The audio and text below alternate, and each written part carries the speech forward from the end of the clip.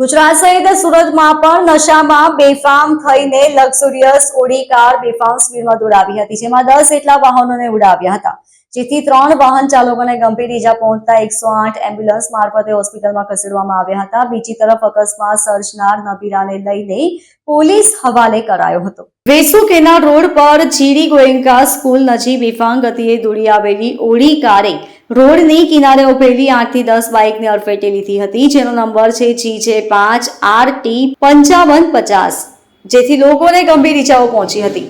નશામાં ધૂત ઓડી ચાલકે લોકોથી બચવા માટે ગાડી વધુ ગતિએ હંકારી હતી અને ભાગી ગયો હતો. અકસ્માત સર્જ્યા બાદ કારના ડાબા ટાયરમાં પંચર પડી જતા 150 મીટર આગળ જઈ ગાડી ત્યાં રોકાઈ ગઈ હતી. એક્સિડન્ટની ઘટનાને લઈ લોકો કારનો પીછો કરી ત્યાં પહોંચી ગયા હતા. ઘટનામાં ઘવાયેલા 3 લોકોને સ્થાનિકોએ 108 એમ્બ્યુલન્સે બોલાવી હોસ્પિટલમાં સારવાર માટે મોકલી આપ્યા હતા. કાર ચાલક રિંકેશ ચંદનમલ ભાટિયાને પોલીસ સ્ટેશને લઈ ગઈ હતી. વધુમાં જાણવા મળેલી માહિતી મુજબ કાર ચાલકની પોલીસે ધરપકડ કરી ત્યારે તે નશામાં ધૂત હતો. પોલીસે મોડી રાત્રે તેની સામે ગુનો નોંધી કાર્યવાહી શરૂ કરી હતી. Bureau report LK star news, Surat.